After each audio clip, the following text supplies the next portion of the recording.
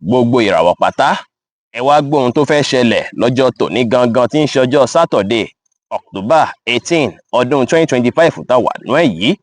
Mo kí Ọlọ́run ọba, mo ṣèbà Olódùmarè, ìbà kọ́dá ayé, ìbà ṣẹ̀dá ọ̀run, mo ṣèbà Ọ̀rúnmìlà àtórí ẹni tí ò sunwọ̀n ṣe, ẹlẹ́rìí ìpín tòun tàyànmọ́, mojúbọ ọkùnrin, mojúbọ obìnrin, mo kí gbogbo ojú tó ń wò mí níbikíbi tí ẹ ti ń gbọ́ mi káàkiri àgbáńlá ayé. Ẹ̀yin tẹ̀ ń wò mí pátá, ẹ bá ń share fídíò yìí kó jẹ́ ìwúlò àti àǹfààní fọ́pọ̀ ènìyàn. Ojú tẹ fi ń wò mí ò ní fọ́, bẹ́ẹ̀ ọwọ́ tẹ fi ń share rẹ̀ ẹ̀ ní fi gbọ́mọ sin, ẹ̀ ní fi gba lẹ́tà àbànújẹ́ láṣẹ Ìdùmarè. Ẹ̀yin oníràwọ̀ iná tó kanran yan Aries tàbí láàrin March 21 sí April 20, àwọn kan tó dàbí fanfà láàrin ẹ̀yin àtèèyàn tàbí nǹkan tẹ fẹ́ gbé nígbésẹ̀ láàrin ẹ̀yin àtèèyàn ó ṣeé ṣe kó favour yín dáadáa lọ́jọ́ tòní o, kó ṣe é pé ẹ máa fẹ́ borí, ìbàjẹ́ court case, ìbàjẹ́ nǹkan kíkan ló wà láàrin ẹ̀yin àtèèyàn tó dàbí fanfà, ẹ̀yin lẹ máa borí lọ́jọ́ tòní. Kódà láàyè iṣẹ́, àwọn èèyàn máa gbárùkù tì yín, pàápàá àwọn tó jẹ́ bí ọ̀gá fún yín, tó sì jẹ́ pé lọ́jọ́ tòní tẹ bá sa ipá àtakitiyan láàyè iṣẹ́, gbogbo nǹkan máa lọ dáadáa púpọ̀. Èní ojú àánú máa wà fún yín púpọ̀ o, tó ṣe é pé ẹ máa fẹ́ máa ṣàánú fún yàn, ẹ máa fẹ́ máa ràn yàn lọ́wọ́ púpọ̀ lọ́jọ́ tòní, tí èyí sì máa ràn yín lọ́wọ́ dáadáa. Ẹ tẹpá mọ́ṣẹ́ lénìí, ẹ ní ìrẹ̀lẹ̀, ẹ ṣe nǹkan yín létò ètò. Aago 2 ní ọ̀sán sí aago 3 ní ọ̀sán jí àkókò èyí tó dára jù fún yín tí ń ṣe lucky hour fún yín lénìí, tí kọlọ rẹ́ẹ̀dì sì jẹ́ kọ́lọ̀ èyí tó dára jù fún yín láti wọ̀ láṣọ ní ọjọ́ tòní.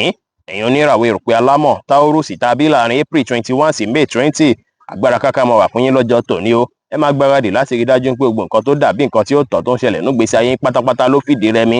Lénìí á ṣe yín bí ìgbà pé gbogbo nǹkan tó dàbí ìwà tí ó tọ́ tẹ́yin gan fúnra yín wò, ẹ máa fẹ́ dànù, ẹ máa fẹ́ bẹ̀rẹ̀ sí ní wo àwọn ìwà ọ̀tún, ìwà tó tún máa ràn yín lọ́wọ́ tátún jẹ́ káwọn èèyàn ṣùgbà tí yín sí. Ọjọ́ tòní dára púpọ̀ láti fi reflect nínú ìgbésí ayé yín, kẹ́ wòye sí ìgbésí ayé yín dáadáa. Lénìí kẹ́ rí dájú pé ẹ wà motivated, kẹ́ gbájúmọ́ àwọn nǹkan tó ṣe kókó fún yín láti gbájúmọ́, àwọn ìgbésẹ̀ tẹ́ gbé lọ́jọ́ tòní fún dáadáa, ẹ bẹ̀rẹ̀ sí mójútó, kẹ́ bẹ̀rẹ̀ sí wá àwọn ìwà tó dáa látòní lọ, ẹ wà focus, kẹ́ ṣe dáadáa sí àwọn ènìyàn. Bẹ́ẹ̀ sì ni kí ẹ wá àkókò láti ṣe prayer. Lénìí náà dára, pink jẹ́ kọ́lọ́ tó dára jù fún yín láti wọ̀ láṣọ lónìí.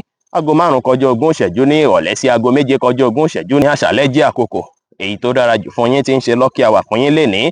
Ẹ̀yin oníràwọ̀ afẹ́fẹ́ aláwàdà Gemini tàbí láàrin May 21 sí June 21, expenses yín máa fẹ́ pọ̀ bákan lénìí o. Kódà tẹ bá jẹ́ni tó ṣe é pé ẹ kì í fẹ́ nànà àpà rẹpẹtẹ tẹ́lẹ̀, lénìí ẹ máa nànà àpà bákan. Ẹ ní láti rí dájú pé ẹ tiraka láti control bí ẹ ṣe ń náwó sí.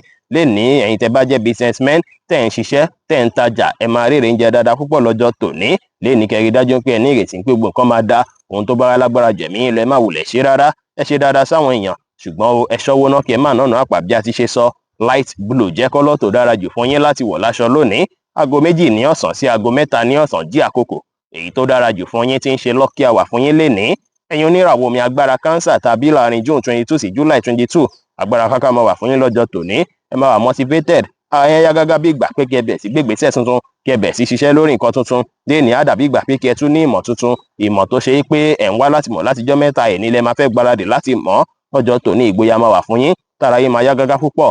Ó dára kí ẹ wá ìmọ̀ lọ́jọ́ tòní, kí ẹ bá àwọn èèyàn sọ̀rọ̀ pẹ̀lú ìfẹ́, kí ẹ sì ṣe dáadáa sáwọn èèyàn lénìí pẹ̀lú.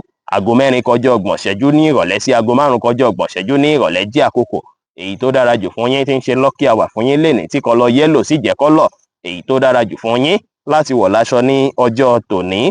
Ẹ̀yin oníràwọ̀ iná tó gbóná riri Leo tàbí láàrin July 23 sí August 22, ó ṣeé ṣe kí mood swing fẹ́ pọ̀ púpọ̀ fún yín lọ́jọ́ tòní o. Kódà ààyè ilé ó ṣeé ṣe káwọn stress àbí àwọn ìṣòro kéékèèké kan fẹ́ jẹyọ ń bẹ̀. Ẹ má ṣe jẹ́ kí ìbínú yín lágbára jù yín lọ lénìí o. Ẹ rí dájú pé ẹ control ìbínú yín púpọ̀. Ẹ ti rántí pé ẹni tí ẹjọ́ fẹ́ ní àwọ̀ yìí, ẹnìyẹn ti fìgbà kan jọ rẹ́rìn-ín, wọ́n ti ṣe àwọn nǹkan tó da púpọ̀ fún yín rí, ìbáṣepọ̀ yín ti fìgbà kan dára rí. Ẹ rí dájú pé ẹ fọgbọ́n ṣe, ẹ wá bí àárín ṣe fẹ́ gún régé lọ́jọ́ tòní. Ẹ má sọ̀rọ̀ òdì àbí ọ̀rọ̀ àìtọ́ sí èèyàn, ẹ gbà láfíà láàyè, kí ẹ sì gba ìrọ̀rùn láàyè náà pẹ̀lú. White jẹ́ kọ́lọ́ tó dára jù fún yín láti wọ̀ láṣọ lónìí. Aago 12 ní ọ̀sán sí aago 1 kọjá 30 ìṣẹ́jú ní ọ̀sán jí àkókò èyí tó dára jù fún yín tí ń ṣe lucky hour fún yín lénìí. Ẹ̀yin oníràwọ̀ erùpẹ̀ funfun Virgo tàbí láàrin August 23 sí September 23, ọ̀pọ̀ yín bí ìgbà pé nǹkan máa pọ̀ lọ́rùn yín tẹ́ fẹ́ mójútó, ohun tẹ́ ń lé ti pọ̀ rẹpẹtẹ tẹ́lẹ̀ náà, iṣẹ́ á tún wá pọ̀ lọ́jọ́ tòní. Ṣùgbọ́n kí ẹ mọ̀ dájú pé àwọn èrè owó kan máa wọlé fún yín lọ́jọ́ tòní o, tá sì bí ìdùnnú àtayọ̀ fún yín, tó sì jẹ́ pé ohun tó yẹ yín púpọ̀ ni, látàrí pé ẹ jẹ́ni tó ṣe é pé máa ń tẹpá mọ́ṣẹ́ púpọ̀. Ẹ rí dájú pé ẹ overlook àwọn nǹkan tó ṣe kókó fún yín láti mójútó bí iṣẹ́. Lénìí kí ẹ ní ìrètí pé gbogbo nǹkan ti dá, ẹ ní ìgbàgbọ́ ní kíkún nínú ara yín púpọ̀, kẹ́ sì ṣe dáadáa sáwọn èèyàn lénìí pẹ̀lú. Deep blue jẹ́ kọ́lọ́ tó dára jù fún yín láti wọ̀ láṣọ lónìí. Aago 3 ní ọ̀sán sí aago 6 ní ìrọ̀lẹ́ jí àkókò èyí tó dára jù fún yín tí ń ṣe lucky hour fún yín lénìí. ẹ̀yin oníràwọ̀ afẹ́fẹ́ márìmífín Libra tàbí láàrin September 24 sí October 23, ọ̀pọ̀ yín á ṣe ń bí ìgbà pé kẹ́ mórí bọ́nú àwọn ìlàkàkà èyí tó ti ń wáyé látijọ́ mẹ́ta bí ìgbà pé kẹ́ tiẹ̀ free. ẹ má fààyè gba mood swing rárá lọ́jọ́ tòní látàrí pé kò lè ràn yín lọ́wọ́ rárá. àkókò yìí dára púpọ̀ láti fi gbájúmọ́ṣẹ́ dáadáa, ṣùgbọ́n lọ́wọ́ ìrọ̀lẹ́ lè lo àkókò àti ìgbà pẹ̀lú àwọn tó jẹ́ ọ̀rẹ́ àbò lólùfẹ́ yín. ẹ mọ́kàn ara yín balẹ̀ kí ẹ ní ìgbàgbọ́ pé gbogbo nǹkan ti fẹ́ máa lọ déédé báyìí tá sì padà lọ déédé. light green jẹ́ kọ́lọ́ tó dára jù fún yín láti wọ̀ láṣọ lónìí. aago 4 ní ìrọ̀lẹ́ sí aago 6 ní ìrọ̀lẹ́ jí àkókò èyí tó dára jù fún yín tí ń ṣe lucky hour fún yín lénìí. ẹ̀yin oníràwọ̀ omi tútù Scorpio tàbí láàrin October 24 sí November 22, ọjọ́ tòní dára púpọ̀ fún yín láti fi reflect, láti fi wòye sí àwọn kan tó dàbí ìṣòro èyí tó ti ń bọ̀dá yín látijọ́ mẹ́ta tẹ̀ ń wọ́nà àbáyọlé lórí kí ẹ sì bẹ̀rẹ̀ sí wọ́nà àbáyọlé lórí. ẹ fàkókò díẹ̀ lẹ̀ láti introspect, láti ronú jinlẹ̀ nípa ìgbésí ayé yín dáadáa lọ́jọ́ tòní. tí gbogbo eléyìí tẹ́ sì fẹ́ ṣe ìṣì máa fún yín ní àǹfààní láti gbé ìgbésí ayé yín sí ààyè tẹ́ ń fẹ́, láti gbé sí ọ̀nà tẹ́ ń fẹ́, láti mọ̀ ọ̀nà tó tún dára láti tọ̀ tí yẹn sì máa jẹ́ kára yín tún yá gágá, láti jẹ́ kí inú yín tún dùn pẹ̀lú. èní kò wá dára rárá kí ẹ gbé ìgbésẹ̀ èyí tó lágbára àbí kí ẹ pinnu èyí tó lágbára rárá. gbogbo ìgbésẹ̀ àbí pinnu èyíkéyìí tẹ́ bá pinnu ẹ jẹ́ kó dọ̀la. tẹ́ bá plan lọ́jọ́ tòní tẹ́ ti mọ̀nà tẹ́ ń gbégbà, ọ̀la báyìí kẹ́ wá fi bẹ̀rẹ̀ sí gbé ìgbésẹ̀ lé lórí. èní ò dára láti gbé ìgbésẹ̀ rárá, kẹ́ kíyèsára léèní kẹ́ rí dájú pé ṣe nǹkan yín létò ètò. ẹ fọgbọ́n àtòyé tọ́lọ́run fún yín ṣe ohunkóhun. ẹ wá gbọ́dọ̀ finú tọ̀yàn rárá léní, ẹ sì gbọ́dọ̀ gbára léèyàn rárá léní. aago 4 ní ìrọ̀lẹ́ sí aago 7 ní àṣálẹ́ jí àkókò èyí tó dára jù fún yín tí ń ṣe lucky hour fún yín léní, tí kọ́lọ̀ pink sì jẹ́ kọ́lọ̀ èyí tó dára jù fún yín láti wọ̀ láṣọ ní ọjọ́ tòní.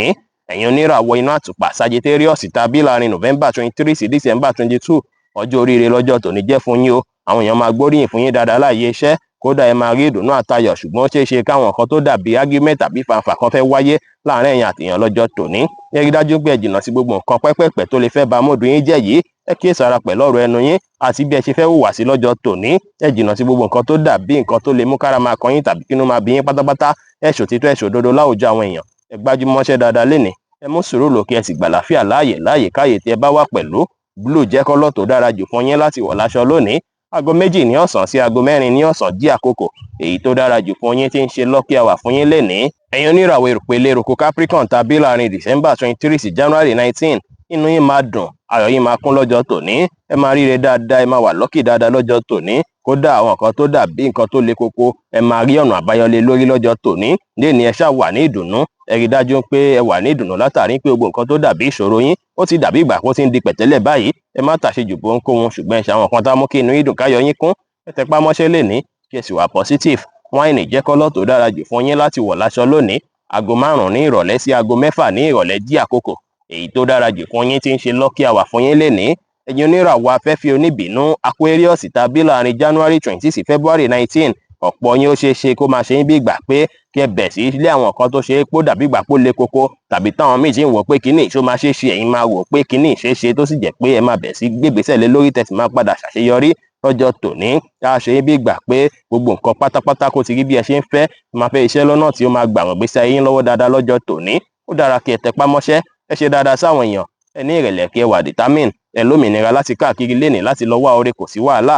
grey jẹ́ kọ́lọ̀ tó dára jù fún yín láti wọ̀ láṣọ lónìí. aago 5 ní ìrọ̀lẹ́ sí aago 6 ní ìrọ̀lẹ́ jí àkókò èyí tó dára jù fún yín tí ń ṣe lucky hour fún yín lénìí. ẹ̀yin tẹ̀ ń wò mí ẹ lọ bá ń follow backup page wa Ìṣẹ̀dá Spiritual Backup lórí Facebook. ẹ lọ tẹ̀ sí Facebook Ìṣẹ̀dá Spiritual Backup, ẹ máa rí líǹkì ẹ̀ sì wà lábẹ́ kọ́mẹ́ǹtì yìí pẹ̀lú. ẹ̀yin oníràwọ̀ omi tí kì í ru Pisces tàbí láàrin February 20 sí March 20, ara yín máa yá gágá púpọ̀ lọ́jọ́ tòní o, tó ṣe é pé ẹ máa wà ambitious lénìí. gbogbo nǹkan tó bá dàbí nǹkan tí ó tọ́ tẹ́ fẹ́nu gbésí ayé yín ẹ gé dànù kí ẹ bẹ̀ sí ṣiṣẹ́ lọ́nà tó máa gbàràn gbésí ayé yín lọ́wọ́. ẹ wà positive, ẹ gbájúmọ́ àwọn nǹkan tó ṣe é párán gbésí ayé yín lọ́wọ́ dáadáa lọ́jọ́ tòní. gbogbo nǹkan kíkan tẹ́ bá ṣe lọ́jọ́ tòní ẹ rí dájú pé nǹkan tó máa mú kọ́kàn yín balẹ̀ ni. ẹ ṣàwọn nǹkan tá mú kọ́kàn yín balẹ̀, ẹ create àkókò láti sinmi lénìí.